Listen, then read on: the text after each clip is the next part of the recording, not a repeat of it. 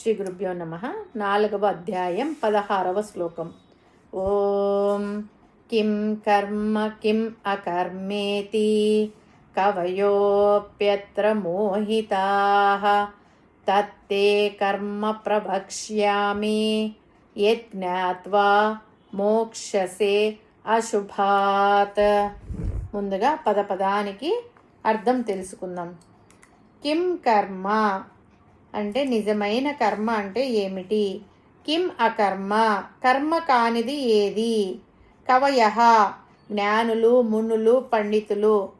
అత్ర మోహితాః ఈ విషయంలో మోహానికి లోనయ్యారు. తత్తే ప్రవక్ష్యామి దానిని నీకు వివరిస్తాను. యజ్ఞాత్వా ఇది తెలుసుకుంటే మోక్షసే అశుభాత్ అశుభం నుండి, పాప ఫలాల నుండి విముక్తి పొందుతావు. పరమాత్మ ఏమంటున్నాడంటే కర్మ అంటే ఏమిటి, అకర్మ అంటే ఏమిటి? కర్మ గురించి అంటే మానవులు చేయవలసిన కర్తవ్యాల గురించి నేను చెప్పిన వేదవాక్యాలు కానీ ఇతర ఉపదేశాలు కానీ చాలు అని అనుకోవడం భ్రమ. ఎందుకంటే కిం కర్మ కిం అకర్మ ఇతి కవయో అప్యత్ర మోహితాః. చాలా పెద్ద పెద్ద మేధావులు, పండితులు వీరందరూ కూడా మోహంలో, భ్రాంతిలో ఉన్నారు. ఏమీ తెలుసుకోలేకపోయారు. వారికి సరిగా అర్థం కావడం లేదు. వారికి ఏమీ అర్థం కావడం లేదు. అంటే కర్మ అంటే ఏమిటి, అకర్మ అంటే ఏమిటి, క్రియ అంటే ఏమిటి, పని చేయకపోవడం అంటే ఏమిటి అనే విషయంలో ఎవ్వరికీ సరి అయిన స్పష్టత రావడం లేదు. ఉదాహరణ చూసుకుంటే ట్రైన్లో కానీ కార్లో కానీ వెళ్తున్న ప్రయాణికుడు తను వెళ్తున్నాడు కానీ కిటికీలో నుంచి చూసి చెట్లు వెనక్కి వెళ్తున్నాయి అనుకుంటున్నాడు. అంటే వెళుతున్నది తను కానీ చెట్లు వెళ్తున్నాయి అనుకుంటున్నాడు. అంటే కర్మ తన యందు ఉంది. చెట్లకు ఆ కర్మను ఆపాదిస్తున్నాడు. తను మాత్రం స్థిరంగా కూర్చున్నాను అని అనుకుంటున్నాడు. నేను ఆ వాహనంలో కూర్చున్నాను అని అనుకుంటున్నాడు. స్థిరంగా ఉన్న చెట్లను వెళ్ళిపోతున్నాయి అనుకుంటున్నాడు. వెళ్తున్న తనను మాత్రం స్థిరంగా ఉన్నాను అని అనుకుంటున్నాడు.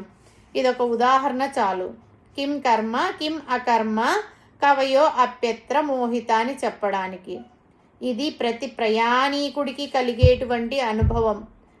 మనకు కర్మకు సంబంధించిన జ్ఞానం కూడా అవసరమే. కర్మ అంటే ఏమిటి, అది ఎలా చేయాలి, దాని స్వరూప స్వభావాలు ఏమిటి, అకర్మ అంటే ఏమిటి, ఏ పని చేయాలి, ఏ పని చేయకూడదు, చేస్తే ఎందుకు చేయాలి, ఎలా చేయాలి, చేయకూడని పని ఎందుకు చేయకూడదు, చేస్తే ఏమవుతుంది, దీనికి సంబంధించిన జ్ఞానం గురించి ఇక్కడ పరమాత్మ చర్చించబోచున్నారు.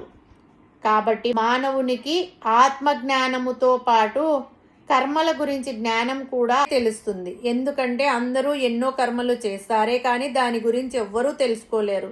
తెలుసుకోవడానికి కనీసం ప్రయత్నించరు. కర్మ గురించిన జ్ఞానం నీవు తెలుసుకుంటే నీకు శ్రేయస్సు కలుగుతుంది. అజ్ఞానం నుండి, అన్ని రకముల దుఃఖముల నుండి బయటపడతావు అని కర్మల గురించి జ్ఞానాన్ని అర్జునుడికి పరమాత్మ ఉపదేశించబోచున్నారు. కాబట్టి సాంసారిక క్లేశముల నుండి విముక్తి కావాలి అనుకున్న వారందరూ పరమాత్మ చెప్పబోవు ఆ కర్మ పద్ధతిని చక్కగా తెలుసుకోవాలి. కాబట్టి ఆ విషయాలన్నీ నీకు వివరిస్తాను. ఇవన్నీ నీకు అవి తెలుసుకుంటే నీవు చేయవలసిన కర్మలు చేసి కర్మల గురించిన జ్ఞానం పొంది ఈ ప్రాపంచిక విషయముల నుండి విముక్తి పొంది తుదకు మోక్షం పొందుతావు అని పరమాత్మ అర్జునునికి ఉపదేశించారు. హరి ఓం తస్సత్.